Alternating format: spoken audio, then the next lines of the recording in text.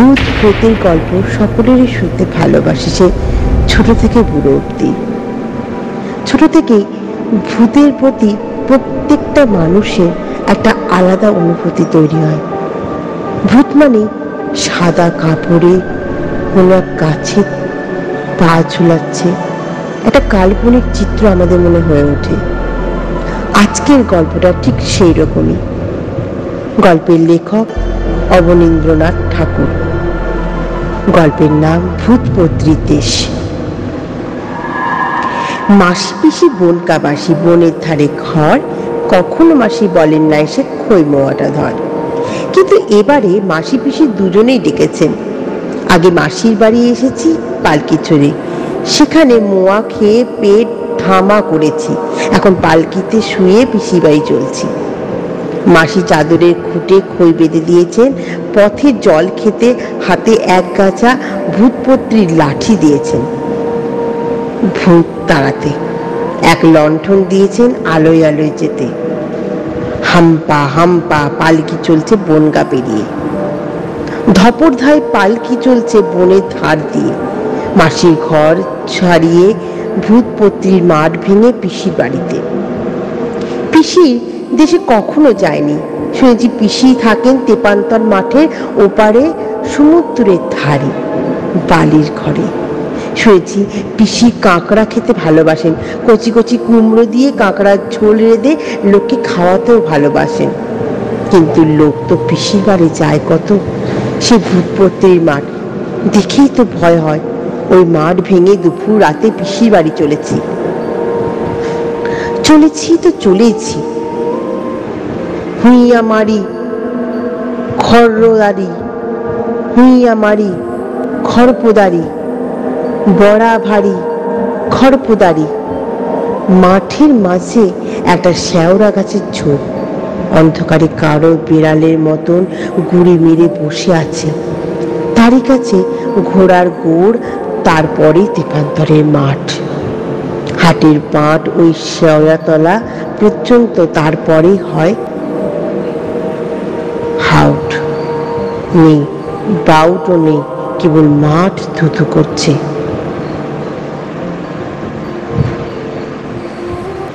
ওই শেওড়াতলায় পালকি এসেছে কি আর যত ঝিঝি পোকা, তারা বলে চলেছে চললে বাঁচি, চললে বাঁচি। কেন রে বাপু, একটু না হয় বসেছি, তাতে তোমাদের এত গায়ে জ্বালা কেন গো? চললে বাঁচি, চলতে কি আর পারি রে বাপু? অমনি ঝিঝি পোকার সর্দার দুই লম্বা লম্বা ঠ্যাং নেড়ে বলছে, ওই আসছে চিচি ঘোড়া চিচি। ফিরে দেখি গোড়ের ভিতর থেকে একটা ঘোড়া ভূত মুখ বার করে পালকির দিকে কটমট করে তাকাচ্ছে। ওঠা রে পালকি, পালা রে পালা। ঘোড়া ভূতে তাড়া করেছে, ঘাড় বেঁকিয়ে, নাক ফুলিয়ে, আগুনের মতো দুটো চোখ পাকিয়ে। ভয় তখন ভূতপত্রীর লাঠির কথা ভুলেই গেছি। কেবল ডাকছি, জগবন্ধু রক্ষে করো, মাসিকে বলে তোমায় খইয়ের মোয়া ভোগ দেব। বলতে আমার খুঁটে বাঁধা খইগুলি রাস্তায় ছড়িয়ে পড়েছে। মাসির বাড়ি খই জুঁই ফুলের মতো ফুটন্ত, ধপধপ করছে খই, রাস্তা যেন আলো করে। ঘোড়াবোধ কি যে লোভ, সামলাতেই পারে। খই খেতে অমনি দাঁড়িয়ে গেছে বেচারা ঘোড়াবোধ। খই খেতে মুখটি নামিয়েছে কি অমনি তার ভূতের নিঃশ্বাসে খইগুলো উড়ে উড়ে পালাচ্ছে।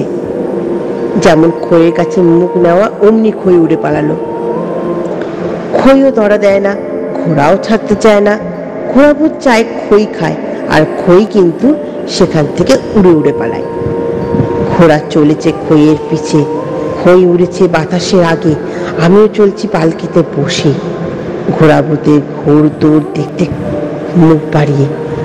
কখন যে মাঠ এসে পড়েছে মনেই নেই। সেখানটা বড় অন্ধকার, বড় হাওয়া, যেন ঝড় বইছে। মাসির দেওয়া একটি লণ্ঠনে মিটমিটে আলো অনেকক্ষণ নিভে গেছে। অন্ধকারে আর ঘোড়াও দেখা যায় না, খইও চেনা যায় না। বিহারীদের বলি, আলো জ্বালো, কিন্তু হাওয়া কোথাও উড়িয়ে নিয়ে যায়। কে শুনে কার কথা? এমন হওয়া তো দেখিনি। আমরা ভূতপত্তির লাঠিটা পর্যন্ত উড়ে পালাবার জোগাড়। লণ্ঠনটি তো গেছে, শেষে লাঠিটাও যাবে। আচ্ছা করে লাঠি ধরে বসে আছি, বাতাসের জোর ক্রমশ বাড়ছে। সর্বনাশ, এই যে দেখছি বীর বাতাস, এ বাতাসের মুখে পড়লে তো রক্ষে থাকবে না। পালকি শুদ্ধ আমি, আমার লাঠি, আমার ছাতা, ধুতি, চাদর, পোটলা পুটলি, বিছানা, বালিশ, কাগজের টুকরোর মতন কোথায় উড়ে যাবে কোনো ঠিক নেই। পথে জল খেতে দুমুঠো খই ছিল, তা তো ঘোড়া ভূতের সঙ্গে কোথায় উড়ে গেছে। শেষে বীর বাতাস আমিও উড়ে যাব নাকি? শীতও কাঁপছি, ভয়ও কাঁপছি। পালকি ধরে বীর বাতাস একবার ঝাঁকুনি দিচ্ছে আর হাঁক দিচ্ছে, সামাল সামাল। ভয়ে জগবন্ধুর নাম ভুলে গেছি। পালকিখানা ছাতার মতন বিহারীদের কাঁধ থেকে উড়ে আমার শুদ্ধ নিয়ে গড়াতে গড়াতে চলেছে। পিছনে ধর করে পালকি বিহারাগুলো ছুটে আসছে। একটা বুড়ো মনসা গাছ মাথার, তার হলদে চুল, বড় বড় কাঁটার বড়শি ফেলে বালিশের উপরে মাছ ধরছিল। মনসা বুড়ো ছিপে মাছ তো পড়ছিল কত, কেউ রাজ্যের খড়কুটো আর পাখির পালক হাওয়ায় ভেসে এসে বুড়োর বড়শিতে আটকে পড়ছিল। এমন সময় আবার চাদরখানা গেল বড়শিতে গেঁথে। আর যাব কোথায়? পালকি শুদ্ধ বালির উপরে উল্টে পড়েছি। বিহারীদের একবার আমাকে ছাড়বার জন্য পালকির ডান্ডা ধরে আমার চাদরটা ধরে টানাটানি করলে, কিন্তু বাতাসের চোটে কোথায় উড়ে গেল আমার সেই উড়ে বেড়া বিহারার ছটা। তাদের আর কোনো টিকি দেখা গেল না। মনসা বুড়োর সে কি হাসি! ভাবলে মস্ত মাছ পেয়েছি, কিন্তু আমার হাতে ভূতপত্তির লাঠি আছে। তা তো বুড়ো জানে না। লাঠি দিয়ে যেমন বুড়োর গায়ে খোঁচা দেওয়া, অমনি ভয়ে বুড়োর রক্ত দুধ হয়ে গেল। সে তাড়াতাড়ি আমাকে ছেড়ে দিয়েছে। পালকিটা ঠেলে তুলে বিছানা পত্তর, পোটলা পুটলি যা যেখানে পড়েছিল গুছিয়ে নিয়ে চুপটি করে বসে আছে। কখন বিয়ারাগুলো ফিরে আসে, ওনার সবুরো গা বেয়ে দরদর করে সাদা দুধের মতো রক্ত পড়ছে। সেও কোনো কথা বলছে না। আমিও সাদা রক্ত দেখে অবাক হয়ে চেয়ে আছি। বুড়ো খুব রেগেছে, তার গায়ের সব রোয়াগুলো কাটার মতো সোজা হয়ে উঠেছে। অনেকক্ষণ গো ধরে বসে থেকে মনসা বুড়ো আমার দিকে চেয়ে বলল, দেখছো কি বড় আমোদ হচ্ছে না? বুড়ো মানুষের গায়ে খোঁচা দিয়ে রক্তপাত করে আবার বসে বসে তামাশা দেখছো? লজ্জা নেই? যাও না, ছাড়া পেরিয়ে তো নিজের কাজে যাও না। আমি বললাম, যেতে পারলে তো। পালকি বিহারা নেই যে, তারা আসুক তবে যাব। শুনে বুড়ো হু হু করে হেসে বলল, কেন পা নেই নাকি, হেঁটে যেতে পারো না? নবাব হয়েছে। আমার ভারী রাগ হলো। বুড়োর বড়শির আঁচড়ে দু পা ছিঁড়ে আমার ঝরঝর করে রক্ত পড়ছে। আমি রেগে বললাম, পা দুটো কি করেছো রেখেছো? আঁচড়ে চোটে দফা শেষ করে দিয়েছো যে। লেগেছে নাকি বলে বুড়ো খানিক চুপ করে রইল। একটু দই দাও, সেরে যাবে। আমি বললাম, এই মাঠের মধ্যে দই? তামাশা করছেন নাকি? আচ্ছা, তবে খানিক তেঁতুল বাটা হলেও চলতে পারে। আমার হাসি পেল। নিশ্চয়ই বুড়োটার ঘুমের ঝোঁকে দেখেছে। বলি, ও দাদা, এখানে তুমি ছাড়া তো গাছ দেখছি নে। আর একবার লাঠির খোঁচা দিয়ে তোমার গা থেকে একটু দুধ বার করে দিই, দই পাতবো নাকি? তা দিয়ে বলে ভূতপত্তির লাঠিটা যেমন একটু বাগিয়ে ধরেছে, অমনি বলল, রাও কর দি দাদা। বুড়ো মানুষ, কখন কি বলি, রাগ করো না গো। আমার মনসা দেবী বরে চিরকাল নানা রকম স্বপ্ন দেখি। ওই খানিকতে কতকাল যে বসে আছি তার কোনো ঠিক নেই। ছিপ নিয়ে মাছ ধরছিলাম জলের মধ্যে, আজ যে কতকালের কথা। সে নদী শুকিয়ে জল সরে চড়া পড়ে গেছে, কিন্তু কখনো ঝোঁক কাটেনি। মনে হচ্ছে নদীর ধারেই বসে মাছ ধরছি। আমার বেশ মনে পড়েছে এইখানে এক কয়লা থাকতো, আর ঠিক তাদের ঘরের কোণে একটা মস্ত তেঁতুল গাছ ছিল। এখন তবে সেগুলো গেছে বলেই বুড়ো আর ঝিমিয়ে পড়ে দেখি আমি তাকে বললুম, আচ্ছা দাদা, ওই যে ঘোড়া ভূত আর ঝিঝি পোকা দেখে এলো, ওদের কথা তুমি কি জানো? জানি বই কি, ওরা তো সেদিনের ছেলে বলে বুড়ো গপ্প শুরু করে দিল। দেখো, এই পৃথিবী তখন সবে তৈরি হচ্ছে, আমাদের মতন দু চারটে গাছ ছাড়া এই পৃথিবীতে আর কিছুই ছিল না, বা নেই বলতেই পারো। নদী নেই, পাহাড় নেই, এমনকি বাতাস পর্যন্ত নেই, কেবল ধুধু করছে ঠিক জায়গাটার মতন। আমার তখন সবে মাত্র কচি কচি দুটি কাঁটা বেরিয়েছে, ছোট ছেলে কচি কচি দুটি দাঁতের মতো। এমন সময় তারা গান বড় ভালোবাসে। তারা দেখতে অনেকটা মানুষের মতো, কিন্তু ফড়িংগুলোর মতো তাদের ডানা আছে, পাখিগুলোর মতো পা, ঝাঁক বেঁধে তারা আমার কাছে উড়ে এসে বসতো আর গান গাইতে আরম্ভ করলো। আকাশ বাতাস তাদের সুরে যেন বেজে উঠলো। সে কি চমৎকার, তা তোমাকে কি বলবো। আমার তার আগে শব্দ শুনিনি, গানও শুনিনি, আনন্দে যেন শিউরে উঠল। বালি ছেলে যত গাছ যত ঘাস মাথা তুলে কান পেতে সেই গান শুনতে বেরিয়ে এলো পৃথিবী ভিতর থেকে। পাহাড়গুলো গা ঝাড়া দিয়ে উঠে এলো, পাহাড়ের ভিতর থেকে নদীগুলো ছুটে ছুটে বেরিয়ে এলো। গান শুনতে শুনতে দেখতে দেখতে আমরা বড় হয়ে উঠলুম। কিন্তু যারা গান গাইতে এলো, কি খেয়ে বাঁচে? পৃথিবীতে তো তখন ফুল ছিল না, ফল ছিল না, ছিল কেবল আমাদের মতন বড় বড় গাছ, কাঁটা লতা আর পাতা। নদীতে মাছও ছিল না, আকাশে পাখিও ছিল না যে তারা ধরে খাবে। তবু তারা অনেক দিন বেঁচে ছিল কেবল গান গেয়ে। একদিন হঠাৎ শুনি সে গান বন্ধ হয়ে গেছে, তারা সবাই মরে গেছে। শুকনো পাতার মতো তাদের সোনার টানা বাতাসে উড়ে আমার গায়ে বিঁধতে লাগলো, কিন্তু তাদের সোনার টানা বাতাসে উড়ে এসে আমাদের গায়ে বিঁধতে লাগলো, কিন্তু তাদের গানের শোনা গেল না। তারপর পৃথিবীতে অনেক দিন আর কোনো সারা শব্দ নেই, কেবল দেখছি একদল কারা জানি না, দেখতে অনেকটা মানুষ আর ঘোড়ার মতো এদিক ওদিক চারিদিক ঘুরে বেড়াচ্ছে। ওদেরকে খুঁজে খুঁজে গান যারা গাইতে এসেছিল কমে দেখি তারাও মরে গেছে। পৃথিবীতে আর তখন কিচ্ছু চড়ে বেড়াচ্ছে না, গান গাইছে না, কেবল গাছের দল। আমরা চুপ করে বসে আছি।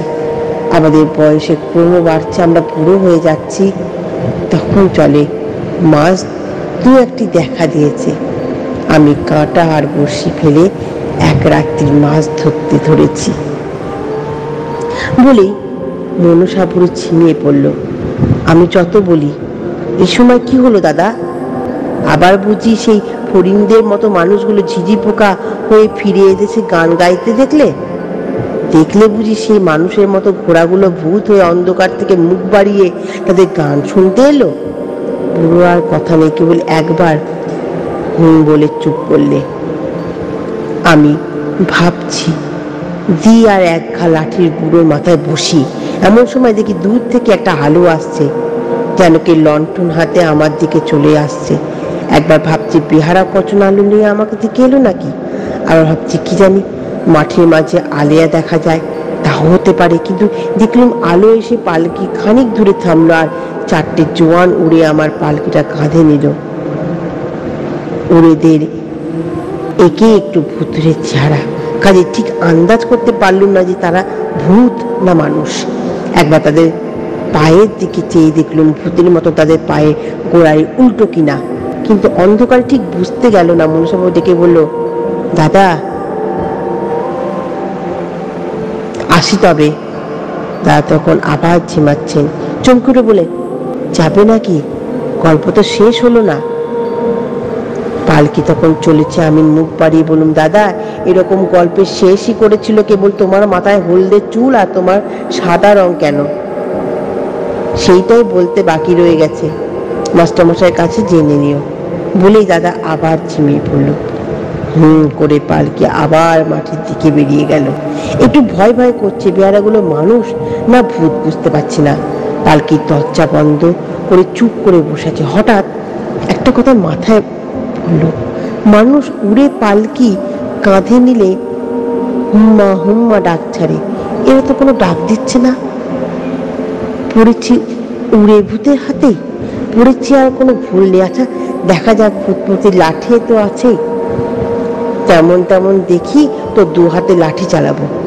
ভূতপতির লাঠির কথা মনে করতেই কি জানি ধপাস করে পালকি তাড়াতাড়ি মাটিতে ফেললো।